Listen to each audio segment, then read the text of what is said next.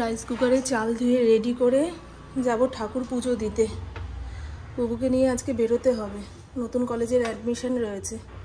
গতকাল রাতে পপু কলেজের ফর্ম ফিল আপ করে রেখে দিয়েছে। আজকে কিছু ডকুমেন্টস নিয়ে কলেজে যেতে হবে।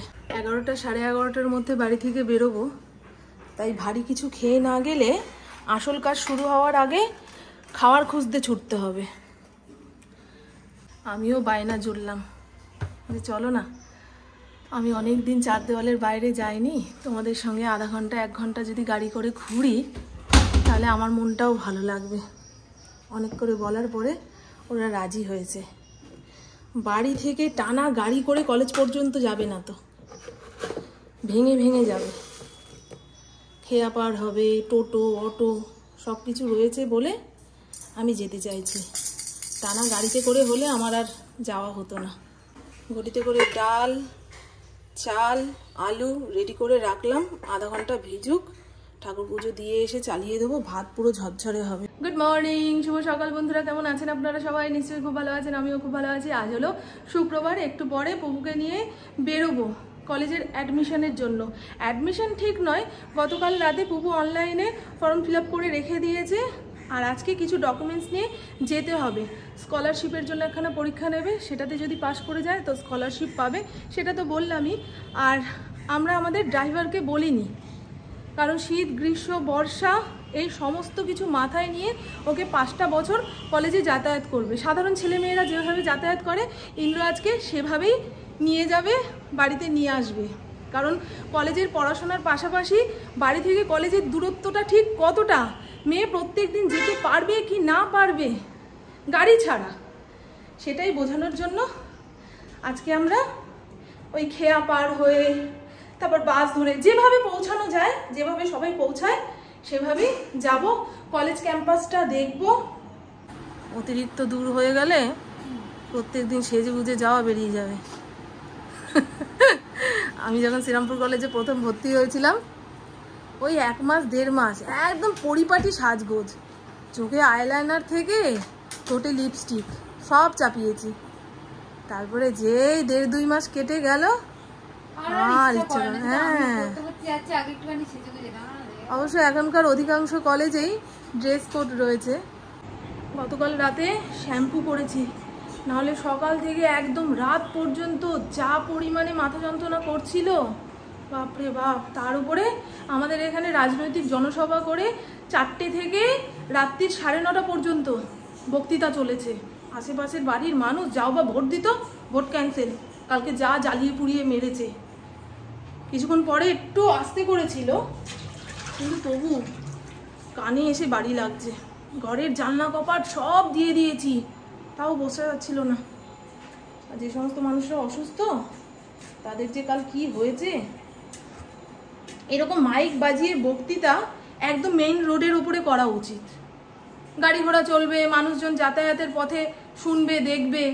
এই পাড়া ঘরের মধ্যে জনসভা করলে খুব কঠিন সাধারণ মানুষের জন্য। নেতা মন্ত্রীরা তো বক্তৃতা দিয়ে গেছে, ব্যাস, পরের দিন আবার কোথায় বক্তৃতা দেবে সেই নিয়ে ভাবনা চিন্তা শুরু। তো চলুন বন্ধু, আর বেশি বক বক না করে, চুলগুলো পুরো অ্যান্টেনার মতন দাঁড়িয়ে গেছে। ও সবচেয়ে ভালো খবর, আমার এই ফোনের সেটিংসটা পুপু চেঞ্জ করে দিয়েছে। নাহলে তো আমি ভয় পেয়ে গেছিলাম যে ফোনটা মনে হয় গেল, আবার কি নতুন কিনতে হবে। ইন্ডোর কানে গেলেই ব্যাস অজ্ঞান হয়ে পড়ে থাকতো। এই সময় এসো এসো এসো এসো, যেটা তুমি 1:30টার সময় খাও 11টার সময় দিয়ে দিলাম। আমরা আজ তোমাকে 3-4 ঘন্টার জন্য একা বাড়িতে রেখে যাচ্ছি। বাড়ি পাহারা দেবে, বেশি ঘাউ ঘাউ করবে না। ঘুম পাড়ানি ওষুধ নিয়ে যেতে পারতিস আমার জন্য, গাড়িতে তুলে ঘুমের ওষুধটা মুখের মধ্যে জোর করে গুলে খাইয়ে দিতি। বাড়ি থেকে খেয়াঘাট আসতে গিয়ে না হলেও 4 বার গাড়ি থেকে নামলাম। কোথাও মিলিটারি গাড়ি নিয়ে দাঁড়িয়ে রয়েছে, কোথাও রাস্তাঘাট জাম। এইটুকু রাস্তার মধ্যে দিয়ে যেতে হবে। এখন খেয়াঘাটের সামনে এসে ইন্দ্র বাইক রাখছে।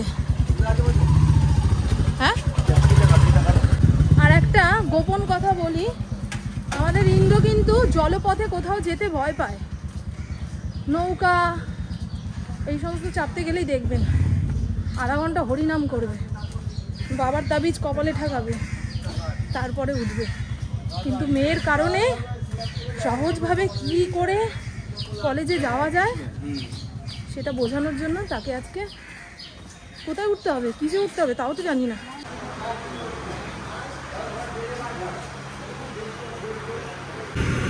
নামার জায়গা অনেক রয়েছে।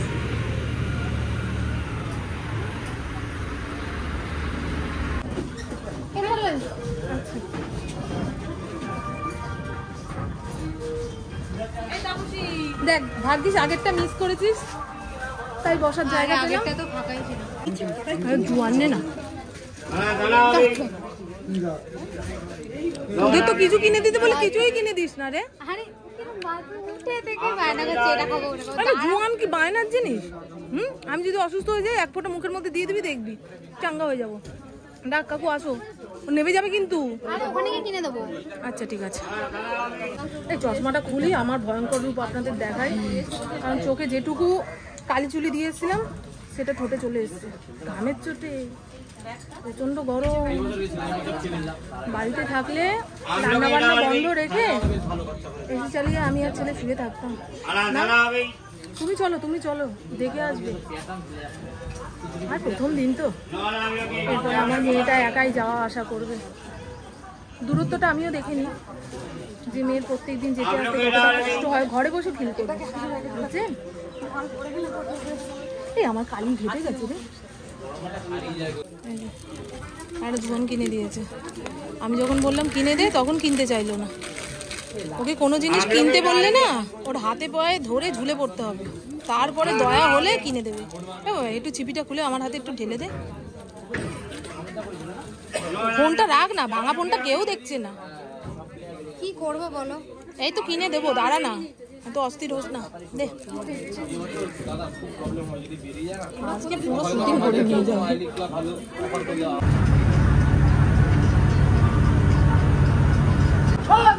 এই কি করছে গো দাদা? আবার কি করছে? কোথা দিয়ে লাভ ছাপ দিয়ে দিল?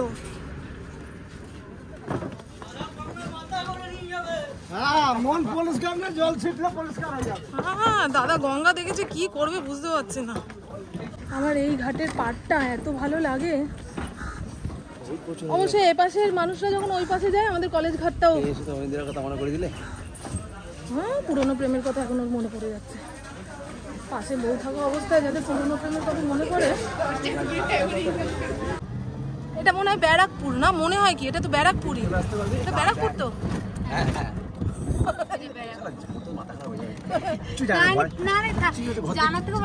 জিজ্ঞাসা করো, তুমি উত্তর না দিলে বলো না এটা ব্যারাকপুর। হাঁটতে অসুবিধা নেই, কিন্তু যে পরিমাণে রোদ উঠেছে তাতে একটা পা এগোনো যাচ্ছে না। তার উপরে এদিক থেকে ওদিক, ওদিক থেকে সেদিক করছি।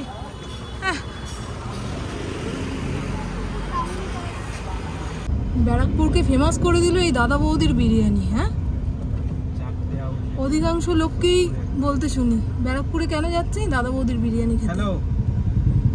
এই বড় রেস্টুরেন্টটা প্রথমবার দেখলাম, জানিস ভাবি? পুপু যে এই কলেজে ভর্তি হবে, আমরা এখন সেই কলেজের সামনে। পুপু অ্যাডামাসে ভর্তি হবে, বাড়ি থেকে তো সেটাই ঠিক করে এসছে, কারণ এই কলেজে নাকি খেলাধুলার জন্য অনেক সুবিধা পাবে।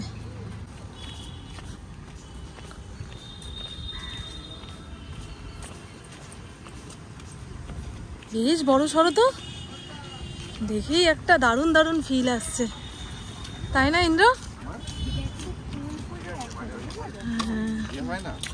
আমরা উচ্চ মাধ্যমিক পাশ করার পরে বাড়ির সামনে যেই কলেজ আছে সেই কলেজ থেকে ফর্ম তুলেছি, সেখানেই ভর্তি হয়েছি, বুঝলেন? মা বাবা তখন গাড়ি ভাড়ারও চিন্তা করতো, আর এখনকার মা বাবারা ইনকাম করছেই ছেলে মেয়ের পড়াশোনার জন্য। একটা বাচ্চাকে সেইভাবে শিক্ষিত বানাতে গেলে মা বাবা দুজনে রোজগার করলেও কুলায় না। চলুন বন্ধু। তুই তো ব্যাগে করে ছাতা এনেছিস, তা ছাতা বের করবি না? ছাতা ভাঁজ করে ব্যাগে ঢুকাতে হবে, সেই আলিস্যতে ছাতা বের করছে না, মাটাকে পুড়িয়ে পুড়িয়ে নিয়ে যাচ্ছে। আচ্ছা চল। ও ভর্তি হওয়ার জন্য মা বাবা ছেলে পুলে দাঁড়িয়ে রয়েছে। অ্যাডামাস ইউনিভার্সিটি, একটা নামকরা ইউনিভার্সিটি। এখানে এসে এক দর্শকের সঙ্গে দেখা হয়ে গেছে। তুমি ভর্তি হলে? হ্যাঁ কোন ইয়েতে ভর্তি হচ্ছে? B Tech CSC. আসলাম বাবু। হ্যাঁ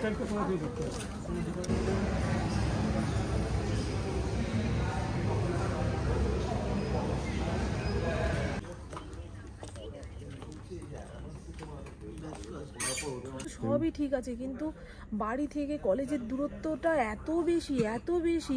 ও তো ঝোঁকের মাথায় বলছে না আমি আসতে পারবো, যেতে পারবো, কিন্তু আমরা ছাড়তে পারবো না। অনেকটা দূরত্ব ইন্দ্র। তুমি কি ভাবছো? আমাদের বাড়ির সামনেও একটা রয়েছে, ইন্দ্র সেই সমস্তই খোঁজ নিচ্ছে। পড়াশোনায় খুব ভালো কলেজ, অথচ বাড়ি থেকে এতটাই দূরত্ব, রোজ যাওয়া আসার পরে বাচ্চা অসুস্থ হয়ে পড়লো। তোমার কি মনে হয়? তোমার কি মনে হচ্ছে দূরত্বটা অনেক বেশি না? কোন খোঁজ নিচ্ছে জানাচ্ছে। হ্যাঁ, কি ভালো লাগছে আমার ক্যাম্পাসটা। আমি শ্রীরামপুর কলেজের বাইরে কোনো কলেজের ক্যাম্পাস দেখিনি তো। এই এত গাছপালা, মাঠ, এত জায়গা দেখে আমি যেন অবাক হয়ে যাচ্ছি।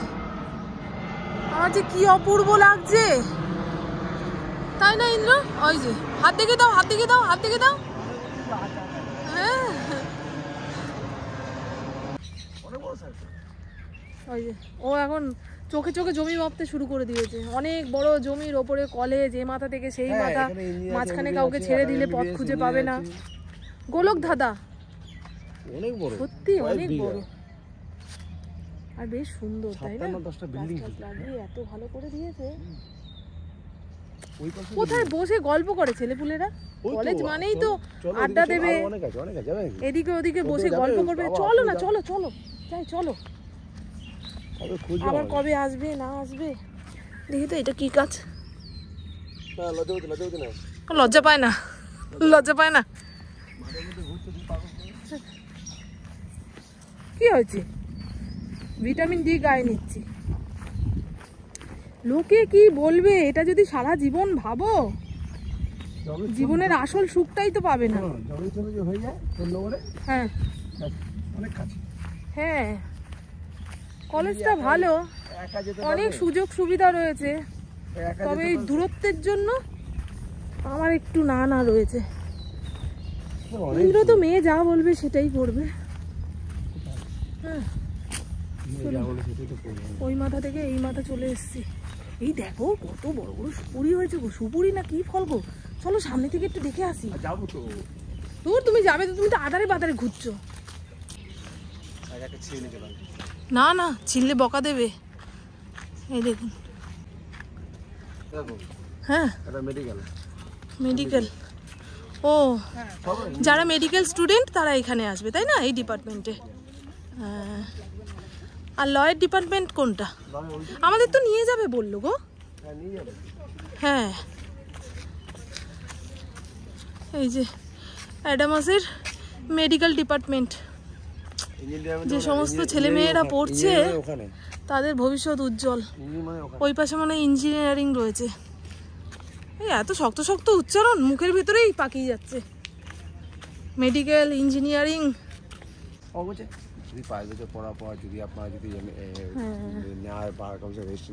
একজন বললো, আর বাদ বাকি সবাই কিন্তু ওটা বললো। আর পুলিশের স্পেশাল সবাই নানাভাবে বোঝানোর চেষ্টা করবে। এখন মাথাটাকে স্থির রাখতে হবে, দুর্গাপুর, কারণ অনেকগুলো টাকার ব্যাপার তো।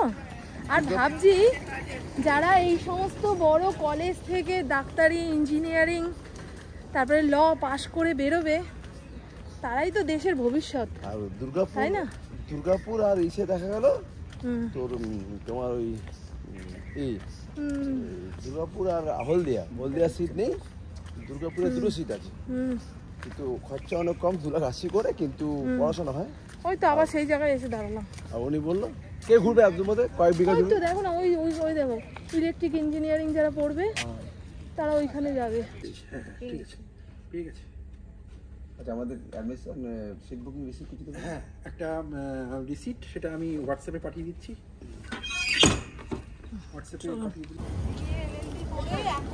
চাকরি পেয়েছে এই ছেলেটা, সেই জন্য অ্যাডামাস ইউনিভার্সিটির প্রত্যেকটা জায়গায় এই ছেলের ছবি আটকানো রয়েছে একটা company yes BIFX technology West বেঙ্গলের রত্ন এই কোম্পানিটা এই যে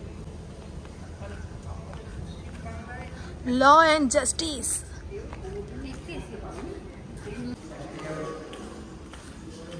মুড কোর্ট। মানে ওকে শিখতে হবে কিভাবে জাজের সামনে দাঁড়িয়ে জাজে হয়তো ওখানে যে প্রফেসর সে হয়তো জাজের ওখানে বসবে, তো ওকে শিখতে হবে যে কিভাবে একটা যা ইচ্ছা করা যায় না, একটা কোর্টের মধ্যে যা ইচ্ছা করা যায় না, কিছু নিয়ম কানুন আছে যে ওকে কোথায় দাঁড়িয়ে কথা বলতে হবে, কিভাবে কথা বলতে হবে, কথা বলারও নিয়ম আছে, যা ইচ্ছা করা যায় না। না এটা কোথাও নেই না, এটা কোথাও নেই, ওই একটা দেখালাম অন্যান্য কলেজে যারা ল পড়ে তারা মনে হয় ওই আমাদের এখানে আসে মুড কোর্টের কম্পিটিশনের জন্য, আচ্ছা। আমাদের এখানে এসে প্র্যাকটিস করে। আমরা এই মুড কোর্টে ও আচ্ছা আচ্ছা।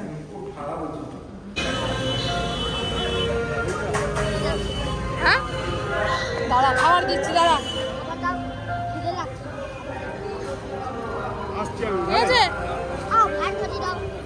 ভাইটা আর নেই তো বাবা এনে ব্যাগের মধ্যে কি আছে দেখ হ্যাঁ নেই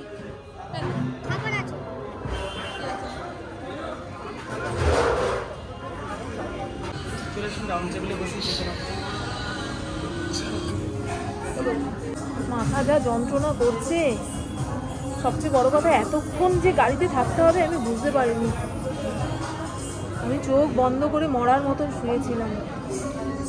যাওয়ার সময় অতটা কষ্ট হয়নি, 15-20 মিনিটের মধ্যে পৌঁছে গেছি, কিন্তু ওই ফেরার পথে একবার সোদপুর গেলাম, সোদপুর থেকে ব্যারাকপুরে আসলাম, হয়ে গেল গন্ডগোল।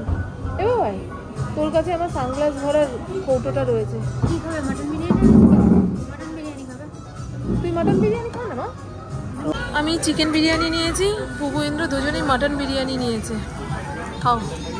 দেখ সে আর এদিক ওদিকে তাকায় না, দেওয়ার সঙ্গে সঙ্গেই খাওয়া শুরু। ভালো এই না রে, দারুণ স্বাদ না? আরো গরম গরম পরিবেশন করেছে তো আরোই ভালো লাগছে।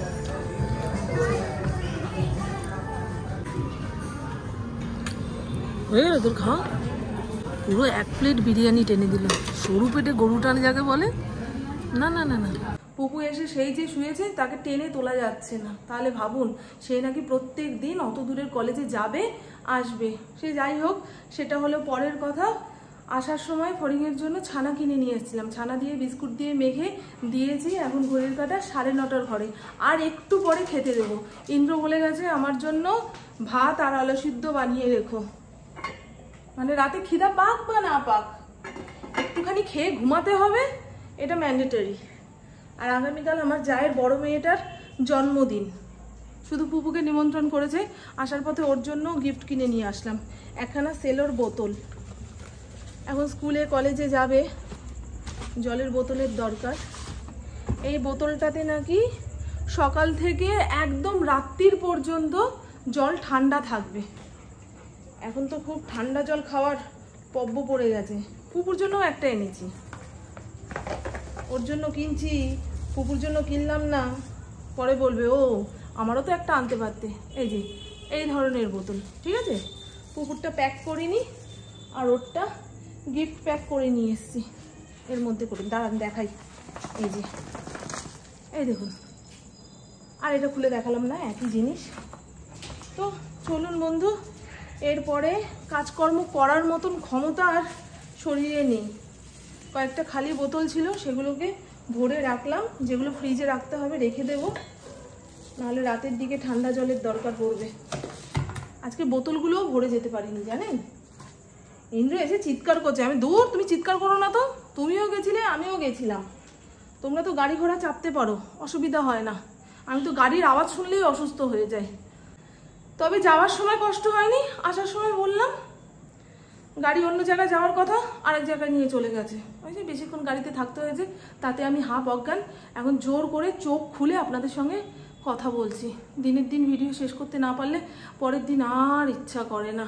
তাহলে আমার বকবক আজকের মতন এইটুকুই। আপনারা সবাই খুব খুব খুব ভালো থাকবেন, নিজের শরীরে খেয়াল রাখবেন, সুস্থ থাকবেন, আর অল টাইম স্মাইল করতে হবে। টাটা, খুব ভালো থাকবেন। পুপু আরও 2-1টা কলেজের খোঁজ নিয়েছে, সেখানে এন্ট্রান্স পরীক্ষা দিয়ে তারপরে অ্যাডমিশন নিতে হবে, বুঝলেন? পরীক্ষার ব্যাপার রয়েছে।